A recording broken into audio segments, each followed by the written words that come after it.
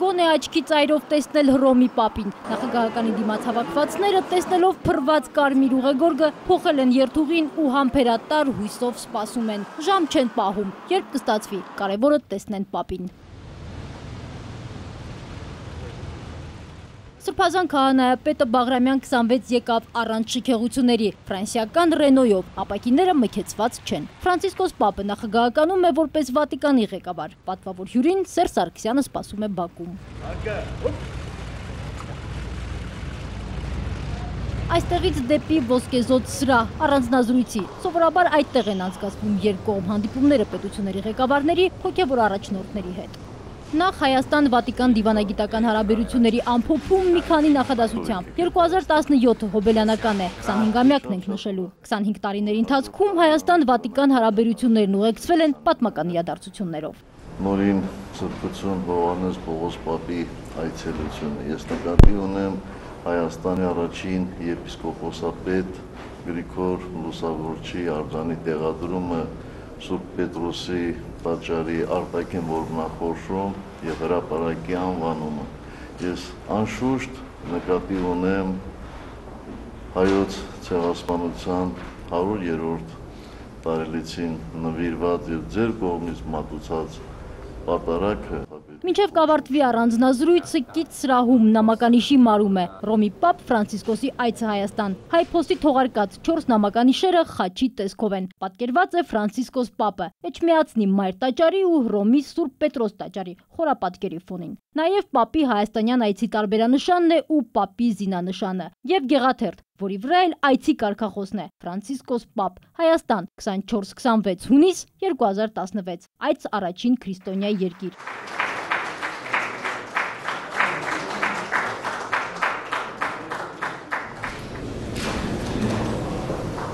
Հենց այս սրահել միասին եկան առանձնազրույցից հետո նախագահն ու Ֆրանցիսկոս Պապը։ Սրբազան քահանայապետին այստեղ անակնկալ է սպասվում։ Սերժ Սարգսյանը Հռոմի Պապին նվիրում է տիեզերական եկեղեցու վարդապետ հռչակված Նարեկացու բրոնզե արձանիկը։ Այստեղ Գրիգոր Նարեկացու ամենահայտնի ստեղծագործությունն է։ Դրանով անակնկալը չի ավարտվում։ Նախագահ Սարգսյանը Ֆրանցիսկոս Պապին հանձնում է նաև կենտրոնական բանկի հուշամեդալը։ Հատուկ նորին սրբության այցի առիթով է թողարկվել։ Դիմերեսին խոր վիրապն է Արարատի ֆոնին։ Դարձերեսին լուսավորչի արձանը Վատիկանի Սուրբ Պետրոս տաճարի արտաքին որմնախորշում։ Ֆրանցիսկոս Պապն էլ է Հայաստանի նախագահային հուշամեդալ հանձնում։ Դա էլ է պատրաստվել հատուկ այս առիթով։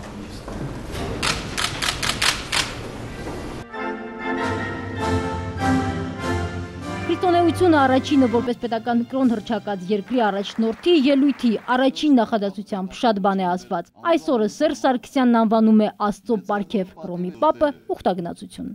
Ձեր կողմից որպես այցի նշանաբան այց առաջին քրիստոնյա երկիր պաշտոնական կարգախոս հաստատելը եւ ուղևորությունն ուխտագնացություն բնորոշելը վկայում են մեր երկրի եւ մեր ժողովրդի հանդեպ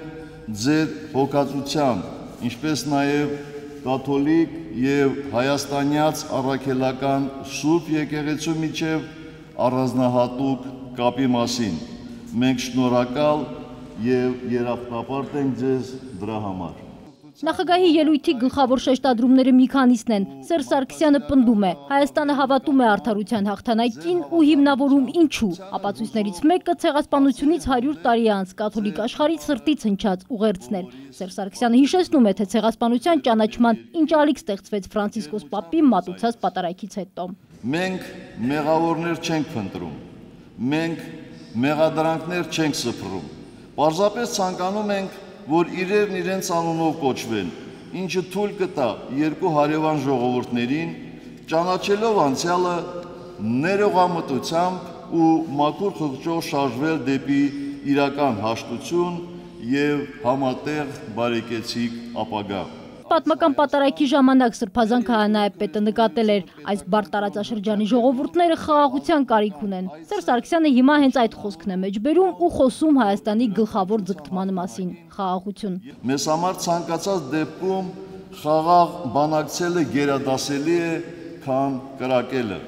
Մենք պատրաստ ենք տարածաշրջանային խաղաղ համագոյակցության, որքան էլ որ դեպի խաղաղություն տանող ճանապարհը դարձել է խրթին ու դժվարանցանելի։ Ձեր սրբություն լինելով համամիտ, որ խաղաղությունը որքան Աստծո պարգևն է, նույնքան էլ մարդկային ձեռքբերում է։ Ես հավատում եմ մարդկային ձեռքբերումներին։ Ամեն մի վայրկյան սեփական կյանքի գնով խաղաղություն պահպանողներին, խաղաղություն պարտադրողներին։ Ես լավատես եմ, ես հավատում եմ, որ ազատության եւ խաղաղության մասին մարդկության դարերով փափագած երազանքները մի օր իրականություն են դառնալու։ Բարով եք եկել առաջին քրիստոնյա երկիր։ Շնորհակալ եմ։ Հռոմի Պապը խոսքը սկսեց ուրախությունը կիսելով, Հայաստանում առաջին զգացողություններն արտահայտելով։ Նորին սրբությունը հայկական հողն անվանում է հույժ սիրելին։ Մեծ ուրախություն է ինձ համար գտնվել այստեղ, հպվել այս հույժ սիրելի հայկական աշխարհի հողին։ Այցելել հինավուրց եւ հարուստ ավանդույթներ ունեցող մի ժողովրդի, ով քաջությամբ է վկայել իր հավատքը, ով շատ է տառապել, բայց վերածնվել է միշտ։ Հայաստանը նկարագրելու համար սրբազան քահանայապետն արտասանեց ընտրելով մի քանի տող Չարենցից։ Ես իմ անուշ Հայաստանի։ Դրա մեջ Պապը ժողովրդի ամբողջ սերն է տեսնում հայրենիքի հանդեպ։ Մեր երկինքը մուգ, ջրերը ջինջ, լիճը լուսե, արևն ամռան ու ձմեռվա վիշապաձայն բուքը լսեմ։ Աղոթք դարձած երկաթագիր գրերը մեր։ Սրանք մի քանի հզոր պատկերներ են, որոնք ձեր հռչակավոր բանաստեղծը մեզ է ընծայում, լուսավորելու համար մեզ Հայաստանի պատմության խորության եւ բնության գեղեցկության մասին։ Հռոմի Պապի ելույթի յուրաքանչյուր բառն արժեքավոր է։ Սրբազան քահանայապետը հիշեց նախագահի այցը Վատիկան, ապրիլ 12-յան պատմական պատարագը Սուրբ Պետրոսի տաճարում։ Դրանից 1 տարի անց այսօր Ֆրանցիսկոս Պապը ցեղասպանության մասին խոսելիս կրկնում է. այդ ողբերգությունը, այդ ցեղասպանությունը գլխավորեց անցած դարի անմարդկային աղետների տխուր ցուցակը։ Quella tragedia, quel genocidio.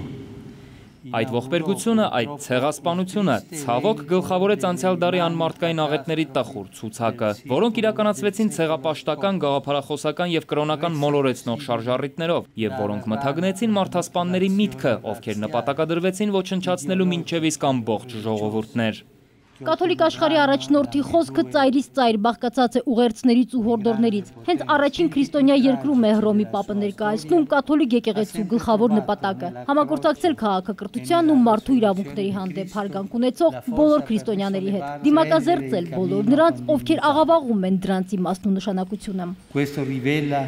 Պետք է բազմապատկվեն բոլորի ջանքերը, որպեսզի միջազգային բանավեճերում գերակայությունը տրվի երկխոսությանը, խաղաղությանը հասնելու կայուն եւ անկեղծ պրպտումին։ Կենսական կարեւորություն ունի փաստը, որ բոլոր նրանք, ովքեր հայտարարում են իրենց հավատը Աստծո հանդեպ, միատեղ են իրենց ուժերը մեկուսացնելու բոլոր նրանց, ովքեր կրոնը ծառայեցնում են պատերազմական ծրագրերը առաջ տանելուն, հարստահարությանը եւ բռնի հալածանքին, գործիք դարձնելով եւ շահարկելով Աստծո սուրբ անունը։ Հայաստանը տարածաշրջանի ու բոլոր քրիստոնյաների համար պետք է դառնա խաղաղության օրինակ։ Հռոմի Պապի հայաստանյան այցի գլխավոր ուղերձը սա է։ Կարևոր մյուս հորդորը նորին սրբությունն աշխարհի հայերին է ուղղում, հուշելով ինչպես իմաստալից դարձնել անկախության 25-րդ տարեդարձի տոնակատարությունները։ Սրբազան քահանայապետը համախմբումն ու միասնականություն է շեշտադրում հանուն զարգացման։ Բոլոր հայերի համախմբվածությունը եւ հարևան որոշ երկրների հետ լարվածությունը հաղթահարելուն ուղղված օգտակար ճանապարհներ գտնելու հարաճուն պարտավորությունը շատ ավելի կհեշտացնեն իրականացնելու կարևոր նպատակները, սկզբնավորելով Հայաստանի համար ճշմարիտ վերածննդի դարը։ Աստված օրհնի եւ պահպանի Հայաստանը, հավատով, նահատակների քաջությամբ, հույսով, ցավից առավել զորավոր լուսավորված այս հողը։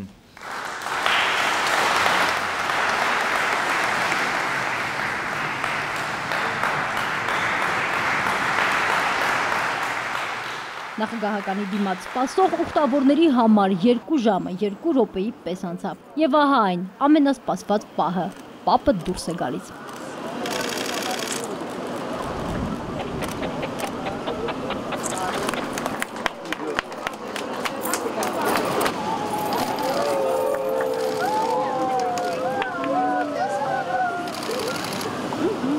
Շատ եմ սիրում իրեն, ուզվեցի շատ։ Ազելով իջա մի կանգար, հենց այդ նույն պահին ոնց որ դուրս եկավ ու ձեռով օրհնությունը ես համարում եմ, որ օրհնությունը ստացա։ Ու այսպես մի քանի տասնյակ պատմություն, մեկն այստեղ պատահական էր հայտնվել, մյուսը եկել էր հատուկ պապի օրհնությունը ստանալու։ Ֆրանցիսկոս պապի ողջույնը բոլորի մոտ նույն հուզմունքն առաջացրեց։ Հիմա հարազատներին են պատմում հեռախոսով նույն ոգևորությամբ։ Պապն ինձ օրհնեց։ Շակե Ղազարյան, Ալբերտ Գալստյան, ժամը լրատվական։